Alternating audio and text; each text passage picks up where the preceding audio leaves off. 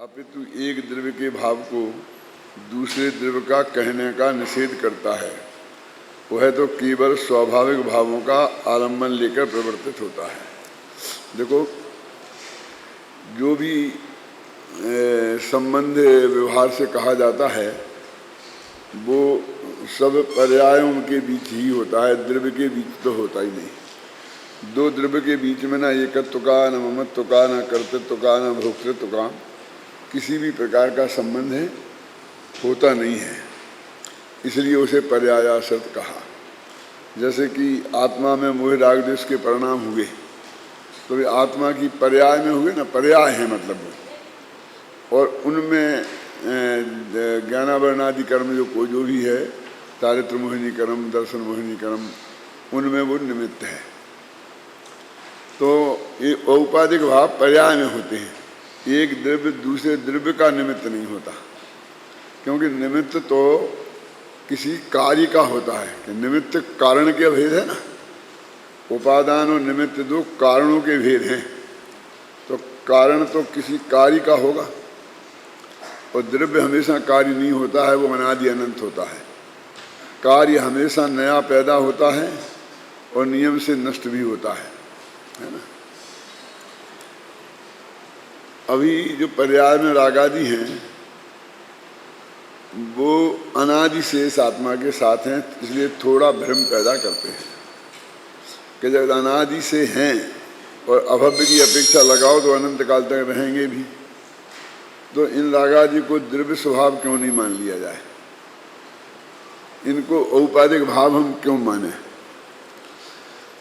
इसमें उदाहरण दिया है कि रुई और लाल रंग से रंगी हुई का कपड़ा दिया ना।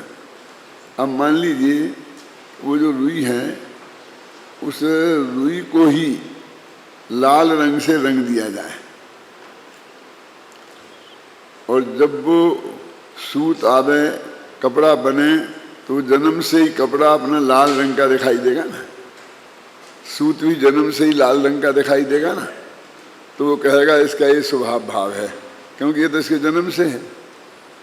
लेकिन वास्तव में वो कपड़े का जन्म तो वो रुई का पैदा होना है, कपड़े का आकार में बदलना वो कपड़े का जन्म नहीं है।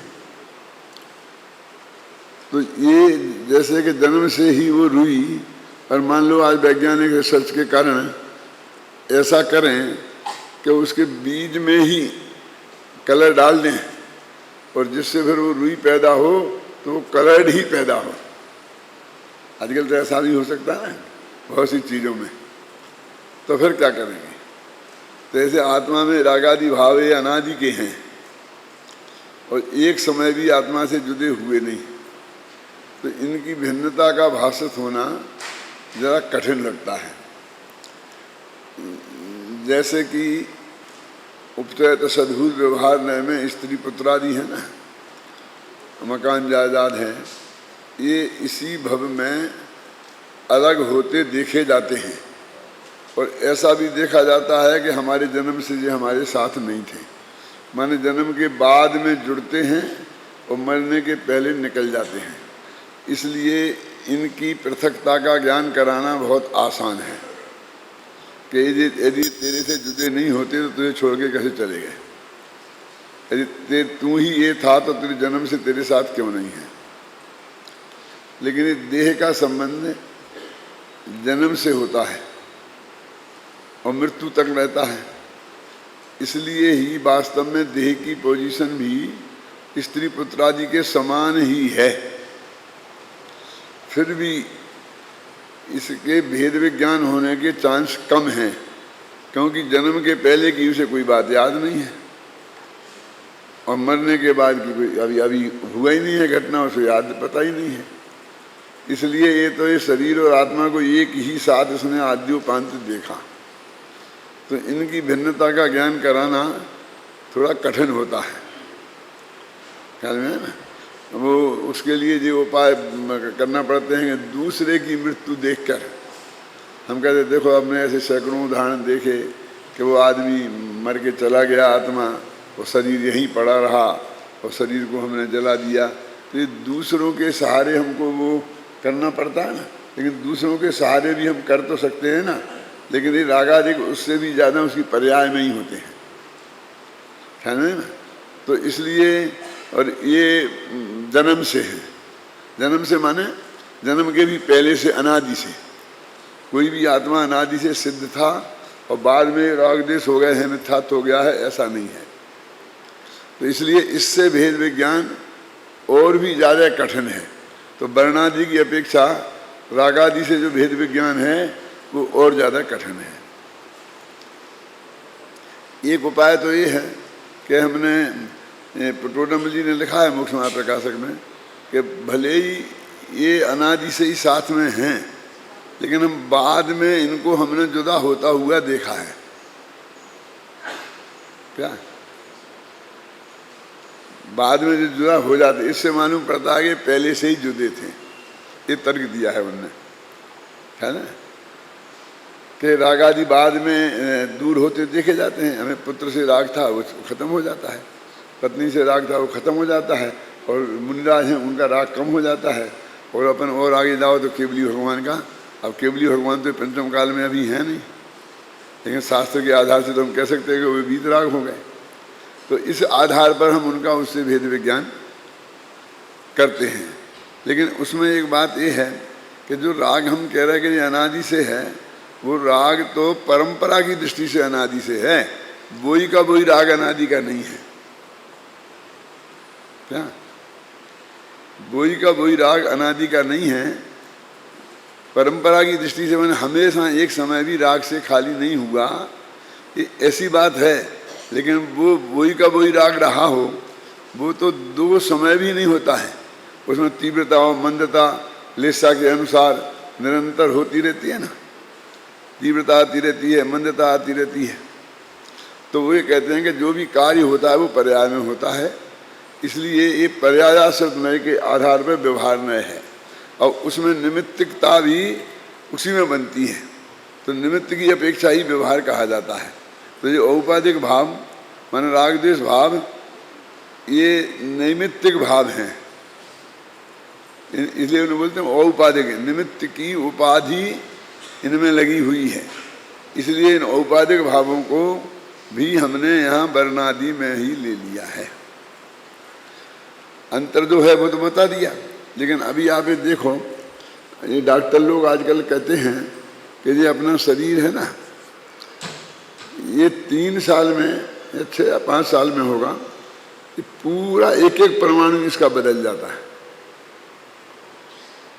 ये अपने जन्म से था ना, वो शरीर नहीं है छामड़ा जी। जैसे ये अपने बाल कटते जाते हैं, नए आते जाते हैं ना, ऐसे शरीर के प्रत्येक परमाणु वो निकलता जाता है, उसकी जगह दूसरे आते जाते हैं, और वो एक परमाणु भी नहीं बचता है 3-4 साल में है?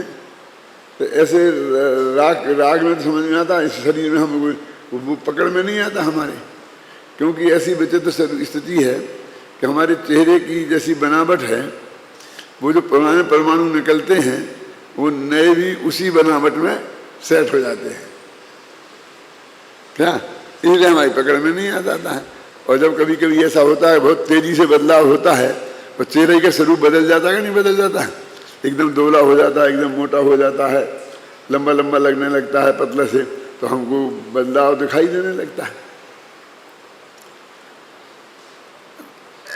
अब ये परमाणु जैसे बदल जाते हैं, ऐसे रागादि भी निरंतर बदल रहे हैं, और इनका यही पर्यायपना है। और इसका एक प्रूफ ये है कि मान लीजिए कि आप यहाँ जयपुर के पैदा हुए हैं, तो आपका जयपुर का जलवायु आपको अनुकूल पड़ता है, तो आपको जुकाम सर्दी वगैरह कुछ नहीं होता है। लेकिन आप जब बम्बई जाते हैं तो वहाँ का जो ठंडा है ना जलवायु में, जिसमें वो नमी ज़्यादा है, उससे आपको जुकाम सर्दी बहुत तकलीफें होने लगती हैं। फिर धीरे धीरे 10-5 साल आप वहाँ बम्बई में ही रहो, तो आपकी ऐसी हालत हो जाती है कि जयपुर आओ तो जुकाम हो जाता है। हमारे बच्चों का ऐसा होता है, पहले वो बम्बई जाते थे तो जाते ही बीमार पड़ जाते थे, और अब जयपुर आते हैं तो बीमार पड़ते हैं। तो ऐसा क्यों होता है? क्योंकि वो इतने दिनों में वे सारे परमाणु बदलकर वे बम्बई वाले परमाणु हो गए। अब जिन परमाणु से एलर्जी होती है उन्हीं परमाणुओं का पूरा शरीर बन गया, तो अब एलर्जी काय की होगी? तो कहना धीरे धीरे एडजस्ट हो जाता। एडजस्ट हो जाता का मतलब ये है, समझे ना? तो मेरे कहने का मतलब कि रागादि के समान देह के परमाणु भी बदलते हैं। रागादि भी बदलते हैं, देह के परमाणु भी बदलते हैं, स्त्री पुत्रादि भी बदलते हैं। ये जो बदलना और नहीं बदलना, ऐसा जो भेद किया है, एक तो तेजी से बदलना और धीरे धीरे बदलना, इसकी अपेक्षा किया है। वो नहीं बदलने का भेद नहीं है। एक चीज़ एकदम तेजी से बदलती है और एक बहुत धीमी धीमी गति से बदलती है। तो उस दोनों को अंतर के लिए एक को नहीं बदलना कह दिया और एक को बदलना कह दिया। ख्याल में है ना? तो अब ये कहते पर्याय में होता है और निश्चय में द्रव्य में लगता है। तो द्रव्य का तो परिवर्तन का सवाल ही नहीं है, जीव अजीब थोड़ी हो जाएगा। ये जो समय सार की 308 से 311 गाथा है ना, जिसमें क्रमबद्ध पर्याय की चर्चा आती है, गुरुदेव ने जिसमें से क्रमबद्ध पर्याय निकाली है, तो उसमें पहली पंक्ति टीका में ऐसी है कि जीवो ही तावत कृम नियमात्म परिणामई उत्पद्यमानो जीवा एव नो अजीवा। अजीवोपि कृम नियमात् परिणामई उत्पद्यमाने अजीवा एव नो जीवा। कि जीव अपने क्रमबद्ध परिणामों से उत्पन्न होता हुआ जीव ही है, अजीव नहीं। और अजीब भी अपने क्रमबद्ध परिणामों से उत्पन्न होता हुआ अजीब ही है, जीव नहीं। अब देखिए, अपने क्रम नियमित परिणामों से उत्पन्न होता हुआ, इसमें से क्रमबद्ध पर्याय निकाल दी स्वामी जी ने। यद्यपि ये मूल कथन ये नहीं है, ये तो वो जो बदल रहा है, तो वो बदल रहा है, वो कैसे बदल रहा है, इसको ये क्वालिफाइड किया है। ये तो विशेषण लगाए हैं, उस विशेषण में से उन्होंने निकाल लिया। और मूल मुद्दा तो यही है कि जीव अजीब में जीव अजीब नहीं होता और अजीब जीव नहीं होता। तो वहाँ तो दो द्रव्य के बीच में एक द्रव्य दूसरे द्रव्य रूप नहीं होता, एक कथन है क्या? इसलिए विरोधी लोग ये कहते हैं कि इसको जबरदस्ती लगाते क्रमबद्ध पर्याय। इसमें तो साफ ये लिखा है कि जीव अजीब नहीं होता है। तो हम नहीं मानते क्या कि जीव पुद्गल हो जाएगा, क्या कि पुद्गल जीव हो जाएगा? लेकिन उसके निमित्त से जीव में भी, पुद्गल में भी बहुत परिवर्तन होता है और पुद्गल के निमित्त से जीव में भी बहुत परिवर्तन होता है। हम तो ये कह रहे हैं, और इसमें तो दो द्रव्य की पृथकता बताई है कि जीव जीव ही रहता है, अजीब नहीं होता। तो वहाँ लिखा ना क्रम नियमित अपने परिणामों से उत्पन्न होता हुआ, यानी बदलता हुआ। उत्पन्न होता हुआ माने बदलता हुआ, क्योंकि वो कह रहे हैं कि बदलता नहीं है।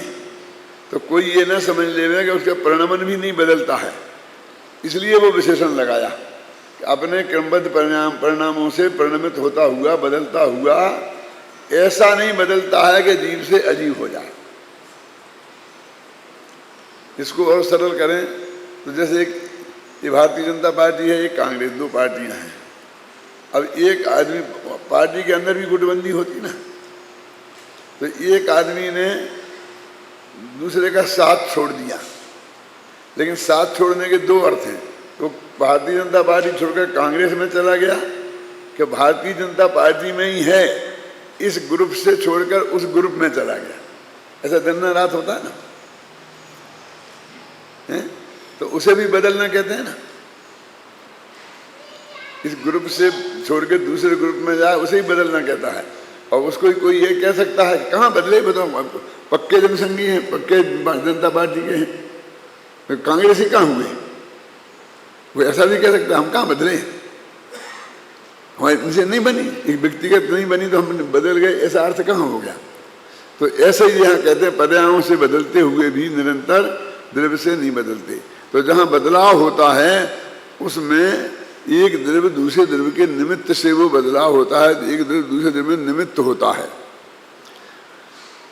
निमित्त होता है, वो उसका कर्ता नहीं होता है। फिर भी भाषा आगम में भी ऐसी आती है कि उससे बदलाव हुआ, उसके निमित्त से बदलाव हुआ, ऐसी भाषा आती कि नहीं आती? तो उसे भ्रम हो जाता है। तो वो यहाँ यही कह रहे हैं कि वो जो जिसमें बदलाव होता है पर्याय का, वो पर्यायाश्रित होने से व्यवहार न, वो है पर्यायाश्रित है, इसलिए वो एक द्रव्य दूसरे द्रव्य पर असर करता है, इस बात को कहता है।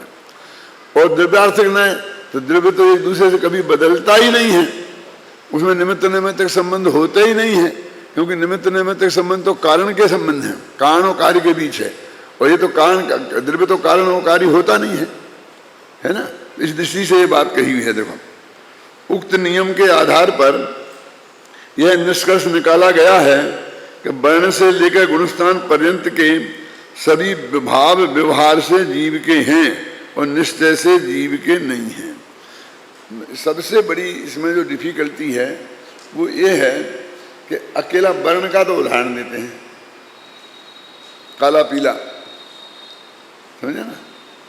रूप और वर्ण में अंतर समझते हो? एक दिन बताया था, मुझे याद है। अब ना रूप रस गंध स्पर्श आता क्या नहीं आता? और रूप रस गंध स्पर्श आता है और स्पर्श रस गंध वर्ण आता है। तो एक जगह वर्ण आया और एक जगह रूप आया, तो रूप में और वर्ण में क्या अंतर है? कभी सोचा? उसमें देखने से क्या, उसमें क्या मिलेगा? वो कुछ नहीं मिलेगा उसमें। वर्ण में चारों चीजें शामिल हैं, रूप रस गंध स्पर्श। रूप में, वर्ण में नहीं, रूप में। बोलते हैं रूपिणः पुद्गला, स्पर्श रस वर्ण बनता पुद्गला। वो रूपी है, रूप में सब आ गया, वो वर्ण में अकेला रंग आता है। तो वर्णादि भाव लिखे, रूपादि भाव नहीं लिखे हैं, है ना।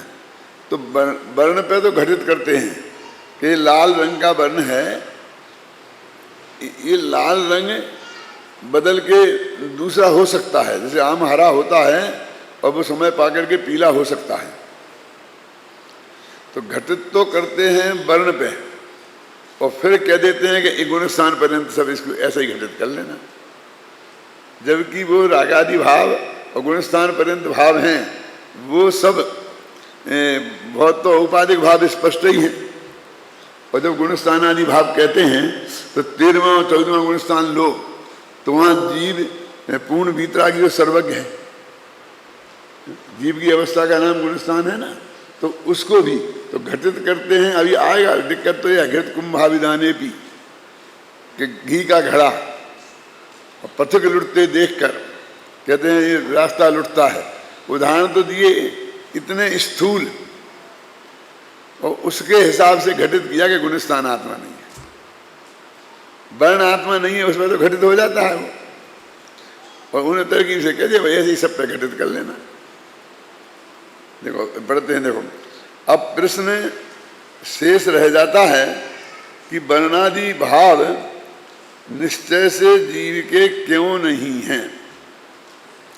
तो इसके समाधान के लिए दूध और पानी और अग्नि और उष्णता का उदाहरण देकर स्पष्ट किया है।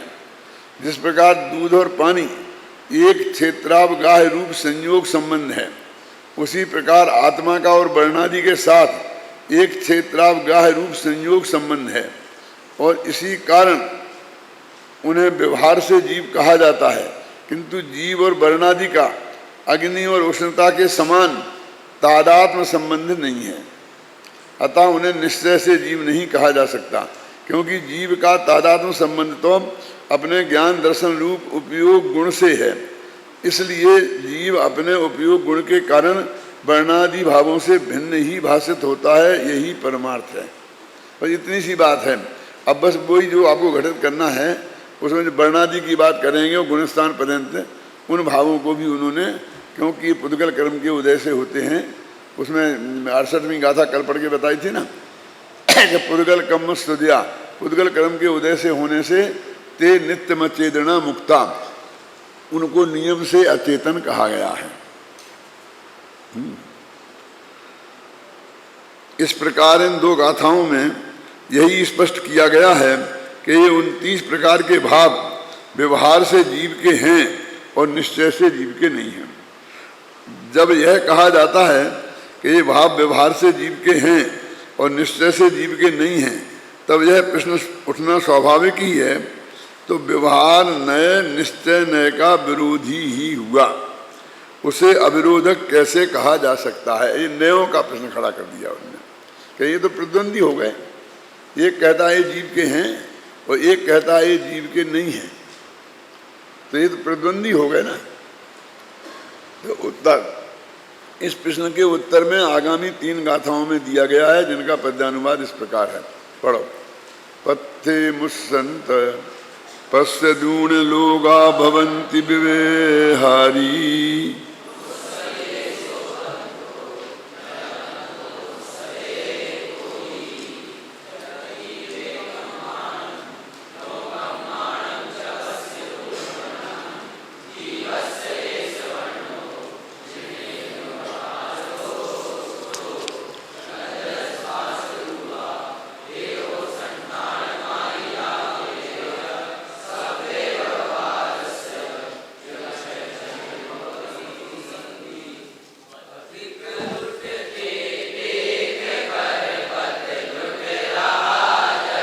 उदाहरण कितना स्थूल दिया कि पथिक लुटते देखकर और जगजन ऐसा कहते हैं कि ये रास्ता लुटता है।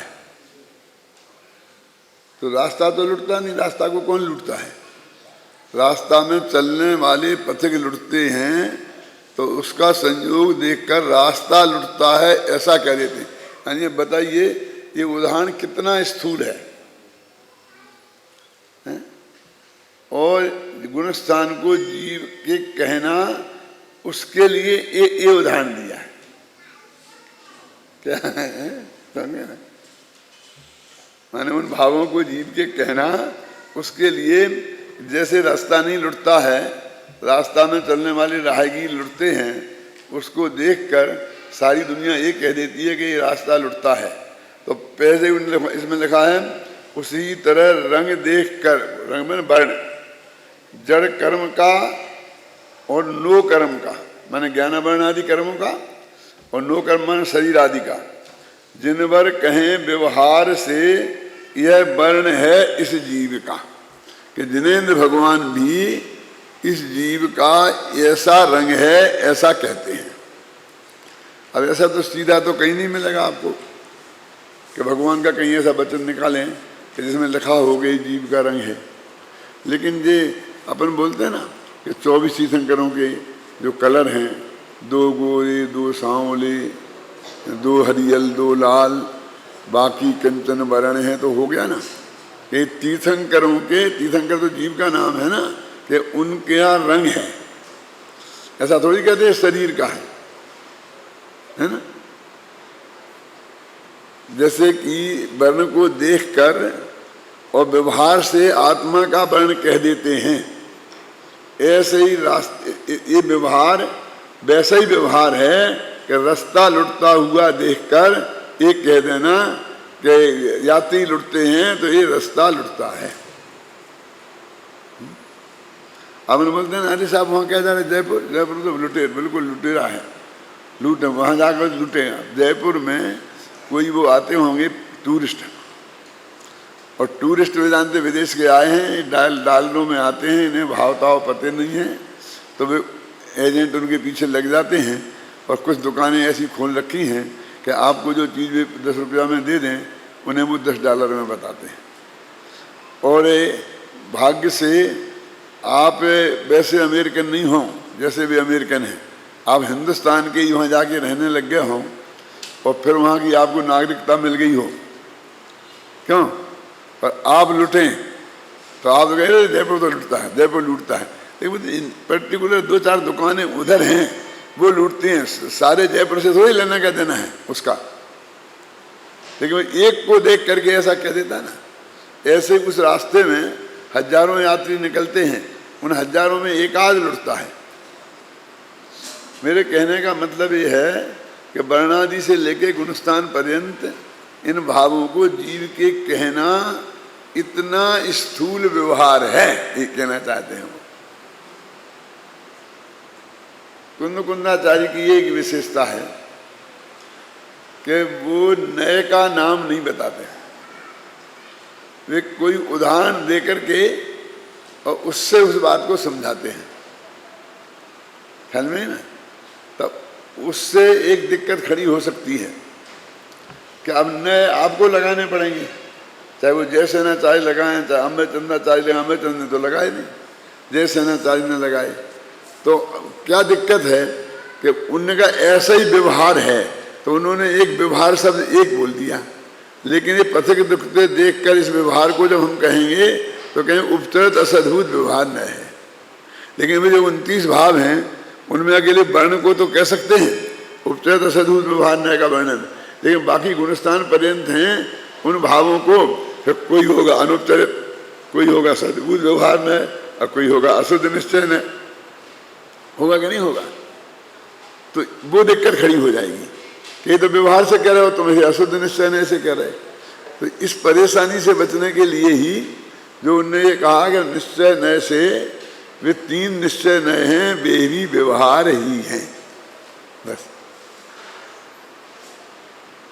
नए चक्र को पढ़ने वालों को, पढ़ाने वालों को सबसे बड़ी दिक्कत ये है कि हमने एक वर्गीकरण जो शास्त्र में है बहुत पॉपुलर, सर्वाधिक, उसको वहां प्रस्तुत कर दिया और उसके हिसाब से आपने पढ़ लिए। अब आगम में सब जगह वैसे ही प्रयोग मिलना चाहिए ना, लेकिन आगम में वैसे प्रयोग नहीं मिलते हैं। जैसे कि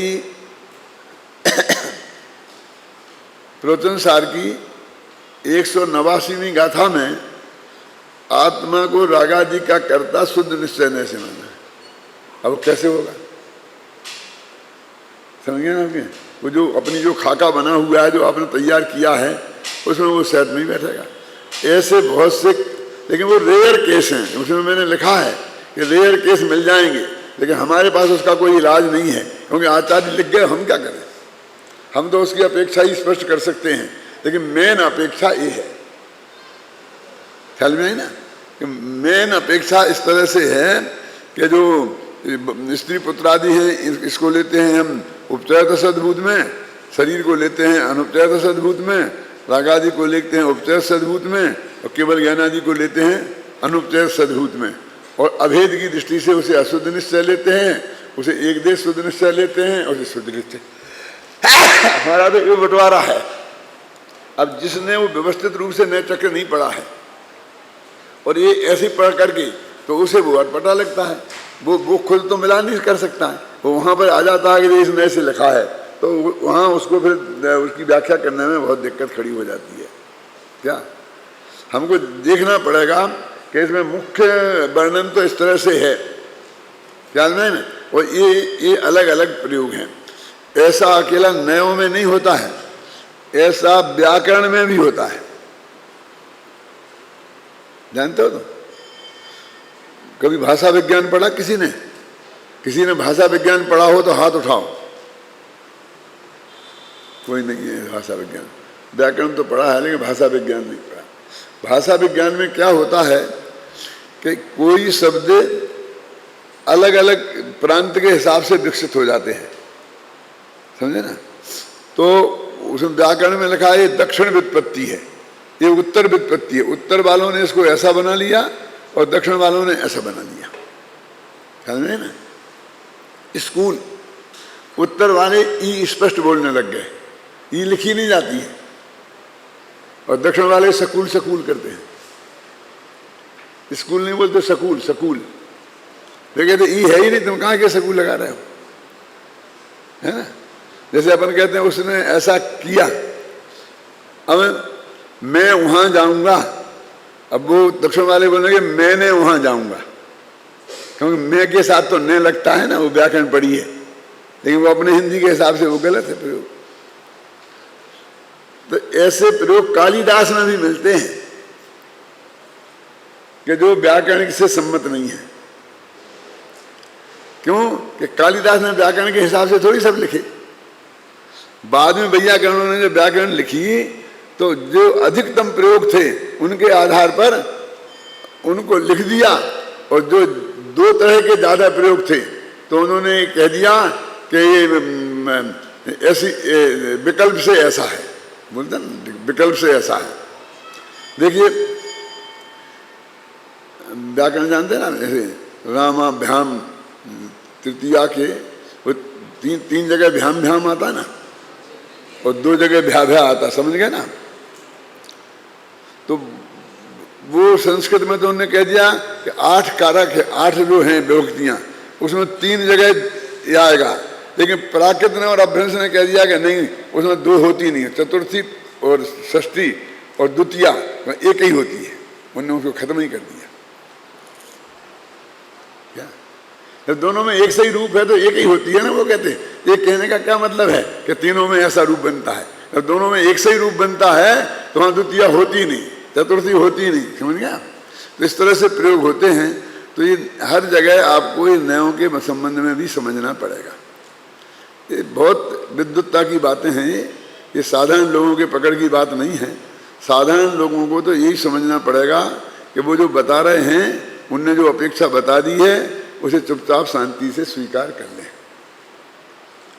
क्योंकि उसके पास उनके पास भी कुछ नहीं है। कि जो नियम है, नियम बनाए हैं, हमने वो पढ़ा है नए चक्र व्याकरण। अब किसी आचार्य ने उसके विरुद्ध प्रयोग कर दिया तो हम क्या करें उसके लिए? 2000 वर्ष पुराना प्रयोग है तो हम उसे हटा सकते हैं क्या? और एक प्रयोग के पीछे नियम बदल सकते हैं क्या? तो 10 जगह दिक्कत खड़ी हो जाएगी, एक की जगह बदलेंगे तो उस तरह से स्वरूप चलता है। जो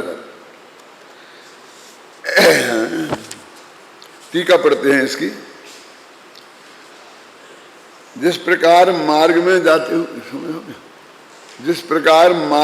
जाते हुए किसी संघ को लुटता देखकर मार्ग में संघ की स्थिति होने से उसका उपचार करके व्यवहारी जन यद्यपि ऐसा कहते हैं कि यह मार्ग लुटता है, तथापि निश्चय से देखा जाए तो आकाश के अमुक भाग स्वरूप मार्ग कभी नहीं लुटता, क्योंकि उसका लुटना संभव नहीं है।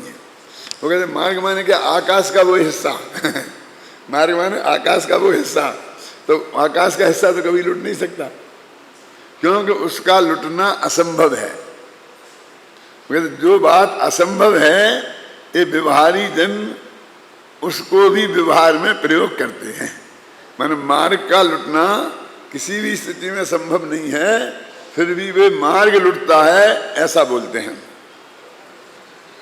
इसी प्रकार जीव के बंध पर्याय रूप अवस्थित कर्म और नो कर्म का वर्ण देखकर कर्म और नो कर्म की जीव में स्थिति होने से उसका उपचार करके यद्यपि अरहंत देव भी, ये मार्मिक बात है, ये व्यवहार को हमने अज्ञानियों ने चला दिया ऐसा नहीं है।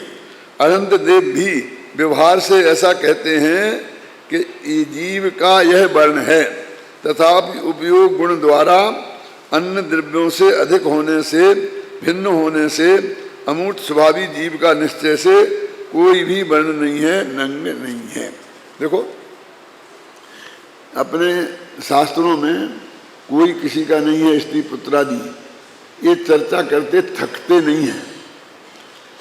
फिर ये प्रथमानी योग भगवान की दिव्य ध्वनि में नहीं आया, क्यों? ऋषभ देव के 2 रानियां थी, एक रानी के एक लड़का और एक लड़की थी, दूसरे के 100 पुत्र और एक लड़की थी। ये सब शास्त्र में नहीं लिखा है, निश्चय से तो कोई किसी का होता नहीं। तो ये तो बिल्कुल उपचरित असद्भुत व्यवहार है ना। और जो अरहंत की वाणी में आया कि नहीं आया? हम क्या समझते हैं कि ये व्यवहार तो अज्ञानियों की वाणी में आया है, और ज्ञानी तो कोई किसी का कभी मानते ही नहीं है। ये हमारा एक भ्रम है, वो हमें निकाल देना चाहिए। ये कहकर कि अज्ञानियों की मान्यता है, अज्ञानियों का है, तो ये भगवान की दिव्य ध्वनि में आया है, क्योंकि सारा प्रथमानी योग भगवान की दिव्य ध्वनि के आधार पर लिखा गया कि नहीं लिखा गया। यदि नहीं मानेंगे तो फिर उसकी प्रमाणिकता संदिग्ध हो जाएगी, क्योंकि उसको हम और प्रमाणों से सिद्ध ही नहीं कर सकते। हम कैसे सिद्ध करें कि ऋषभ देव के 2 रानियां थी? बोलो, कर सकते हैं आप? भाई अकेला शास्त्र में लिखा है, इसको आप अलग कर दें कि इसे छोड़ दो, आप शास्त्र की बात हम नहीं मानते, तो आप सिद्ध कर सकते हैं। सुमेरु पर्वत 1,00,000 योजन ऊंचा है, इसे आप सिद्ध कर सकते हैं? तो 1,00,000 योजन ऊंचा सुमेरु पर्वत भी आप सिद्ध नहीं कर सकते हैं, और हमसे कहते तुम परमाणु को सिद्ध करो। परमाणु कितना सूक्ष्म होता है ना, और भाव उससे भी ज्यादा सूक्ष्म होते हैं। तो ये तो आगम सबके आधार, आगम का आधार है। तो चारों नयों का, चारों व्यवहार नयों का वर्णन जनागम में है, और वो भगवान की दिव्य ध्वनि के आधार पर लिखे गए हैं। ये हम नहीं मानेंगे तो जो उपचय सद्भुत व्यवहार नय है वो भी भगवान की दिव्य ध्वनि में आया है, माने उसको हम वैसे ही उड़ा नहीं सकते। फिर ये प्रश्न खड़ा होता है कि भगवान ने ऐसी बात क्यों करी? तो भाई तुम्हारे जीवन को शुद्ध सात्विक और अहिंसक बनाने के लिए ऐसी बात करी कि स्वस्त्री परस्त्री का भेद नहीं करेंगे तो सदाचार कैसे सिद्ध होगा है? और यदि ये वर्णादि वाले जीवों को जीव नहीं मानेंगे तो उनकी हिंसा नहीं करना, किसी आत्मा की हिंसा नहीं करना, ऐसा तो आता ही नहीं है। ये तो कीड़े मकोड़ों की हिंसा की बात ही है। तो ये चरणानी योग और प्रथमानी योग उसी नए के आधार पर बने हैं, इसलिए वो एकदम उड़ा देने जैसी बात नहीं है कि साहब ये सफ़ेद झूठ है, सफ़ेद झूठ है। ख्याल में आई ना? अभी कह रहे ना पथिक लुटता देख कर सफ़ेद झूठ है ना, फिर भी है ना ऐसा व्यवहार लोक में। तो ऐसे ही कहते हैं कि वो ऐसे ही सफ़ेद झूठ है, लेकिन फिर भी ये व्यवहार लोक में प्रचलित है भगवान की दिव्य ध्वनि में। इसमें देखा ना, अरहंत भगवान ने ये बात कही है।